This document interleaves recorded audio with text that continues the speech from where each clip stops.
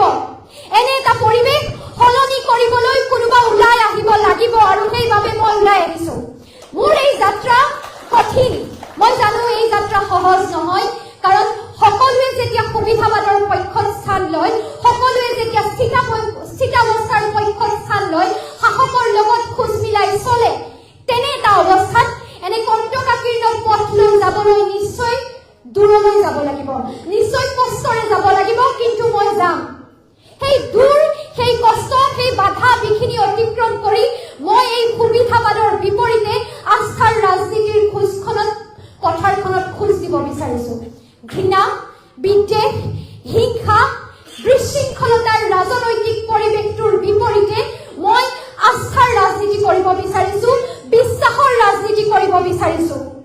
এই ঘৃণা বিদ্বেষৰ পৰিৱেশত মই প্ৰেম আৰু ভালপোৱাৰ ৰাজনীতি কৰিব বিচাৰিছো। মানুহে মানুহক ভালপোৱাৰ ৰাজনীতি কৰিব খুজিছো। হাতে হাত ধৰি সকলো জাতি, ধৰ্ম, বৰ্ণ নিৰ্বিশেষে প্ৰতিটো স্তৰৰ মানুহক একে লগত সমান খোজেৰে আগবঢ়াই লৈ যোৱাৰ ৰাজনীতি কৰিব বিচাৰিছো। মই অসমৰ ৰাজনৈতিক প্ৰেক্ষাপটটো এনে এটা অৱস্থালৈ যোৱাব বিচাৰিছো য'ত সকলো সমস্যাৰ সমান খোজেৰে আগবঢ়াই লৈ যোৱাৰ ৰাজনীতি কৰিব বিচাৰিছো। উত্তৰ প্ৰজন্মই অসমৰ ৰাজনৈতিক প্ৰেক্ষাপটটো এনে এটা অৱস্থালৈ যোৱাব বিচাৰিছো য'ত সকলো সমস্যাৰ সমান খোজেৰে সেই কথাবোৰ আলোচনা হ'ব, য'ত শিক্ষাৰ কথা আলোচনা হ'ব, স্বাস্থ্যৰ কথা আলোচনা হ'ব, ইণ্ডাষ্ট্ৰিয়েলাইজেশ্যনৰ কথা আলোচনা হ'ব, ব্লিংকিট জমেটত কাম কৰা ল'ৰাজনৰ পৰা খেতি কৰা মানুহজন স্বাৱলম্বী হ'বলৈ চেষ্টা কৰি থকা প্ৰতিজনী ছোৱালী, প্ৰতিটো ল'ৰাৰ সমস্যাবোৰ, আমাৰ গৃহিণীসকলৰ সমস্যাবোৰ, শিক্ষিত প্ৰজন্মৰ, নৱ প্ৰজন্মৰ সমস্যাবোৰ কিদৰে সমাধান হ'ব তাৰ কথা আলোচনা হ'ব। কেৱল ইজনে সিজনক গালি পাৰি হিংসাৰ নামত, ধৰ্মৰ নামত, জাতি ধৰ্মৰ নামত বিভাজনৰ ৰাজনীতিৰ বিপৰীতে শংকৰদেৱ গুৰুজনাই দেখাই থোৱা বাটেৰে আৰু বাণীৰে সকলো জাতি, ধৰ্ম, বৰ্ণ নিৰ্বিশেষে হাতে হাত ধৰি একতাৰ ৰাজনীতি কৰিব বিচাৰিছো। এই ৰাজনৈতিক ক্ষেত্ৰত মই জানো যে আজিৰ প্ৰজন্মই বিচৰা ৰাজনৈতিক ক্ষেত্ৰখন হয়তো মই ভবাৰ দৰে হয়। অন্ততঃ জেন জি, জেন আলফাৰ যুগত আমি পুৰণিকলীয়া ঘৃণাৰ কথা কোৱা, পুৰণিকলীয়া চিন্তাৰে বৰ্তি থকা মানুহবোৰক সমূল অংশে আঁতৰাই আজিৰ প্ৰজন্মই অসমৰ, ভাৰতৰ ৰাজনীতি কেনে হোৱাটো বিচাৰে তাক প্ৰতিষ্ঠা কৰিব পাৰিব লাগিব। তাক প্ৰত্যাহ্বান জনাই এক নতুন ৰাজনৈতিক ধাৰাৰ সৃষ্টি কৰিব পাৰিব লাগিব। আৰু মই ভাবো যে মই যি বাটেৰে খোজ লৈছো, যদি মই তাত 1% সফল হওঁ, উত্তৰ প্ৰজন্ম অন্তত ওলাই আহে, মোৰ লগত যদি আজি 5 জন আহে, সেই 5 জনৰ পৰা 10 জন হ'ব, 1000 জন হ'ব, লাখ জন হ'ব, আৰু এই ব্যৱস্থাটোৰ পৰিৱৰ্তন হ'ব। মোৰ বাবে ৰাইজেই অভিভাৱক,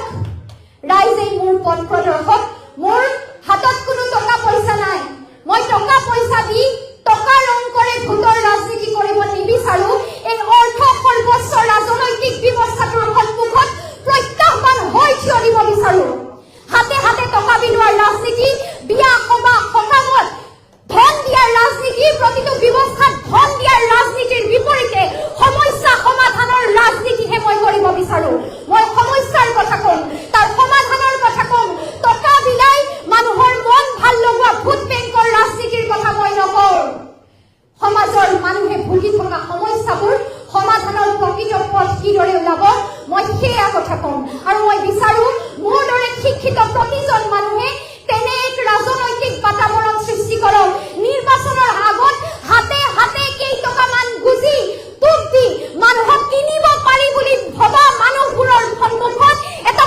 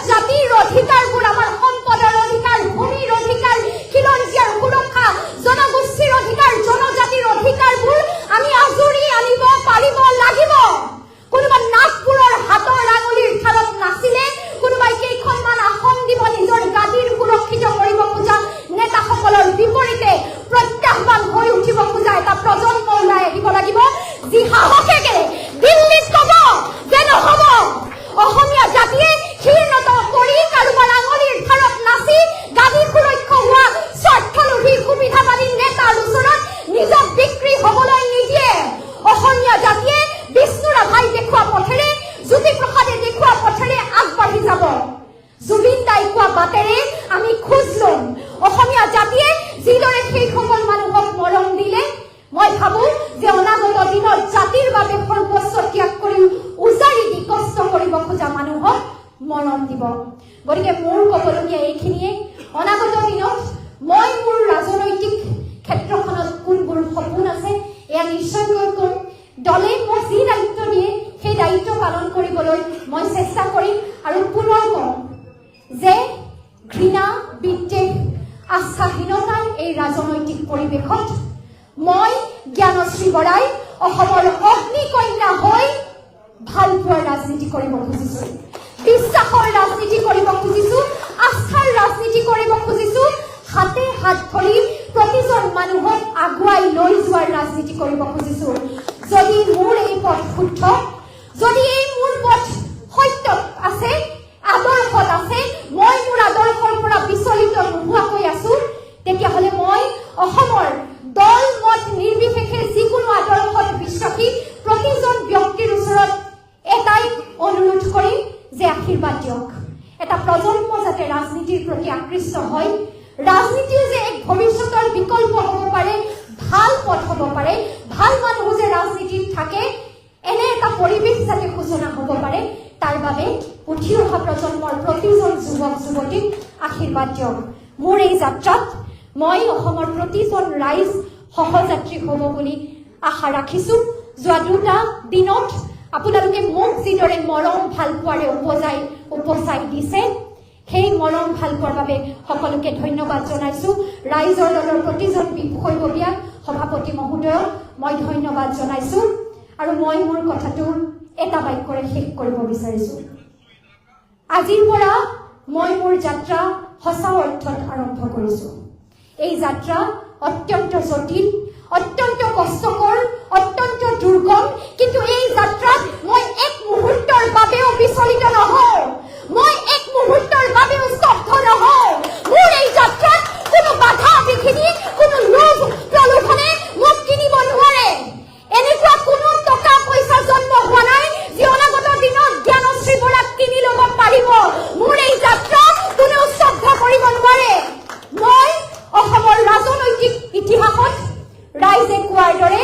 অগ্নিকন্যা হৈ জীয়াই থাকিব বিচাৰিছো শোষিত বঞ্চিত জনতাৰ কণ্ঠ হৈ জীয়াই থাকিব বিচাৰিছো আৰু আপোনালোকৰ যদি আশীৰ্বাদ থাকে আপোনালোকে যদি মোৰ লগ দিয়ে আপোনালোক যদি মোৰ সাহস হৈ থাকে শক্তি হৈ থাকে তেন্তে মই কথা দিছো মই পাৰিম আৰু মই কৰিম আৰু মই কৰিমেই মই কৰি দেখুৱাম সেই প্ৰত্যেকটো প্ৰত্যাহ্বানৰ সন্মুখত জ্ঞানশ্ৰী বৰা এক নতুন প্ৰত্যাহ্বান হৈ থিয় দি উত্তৰ প্ৰজন্মক উলিয়াই আনিব ৰাজনীতিৰ পথাৰখনলৈ ৰাজনৈতিক পৰিৱেশৰ বাতাবৰণ সলনি কৰিব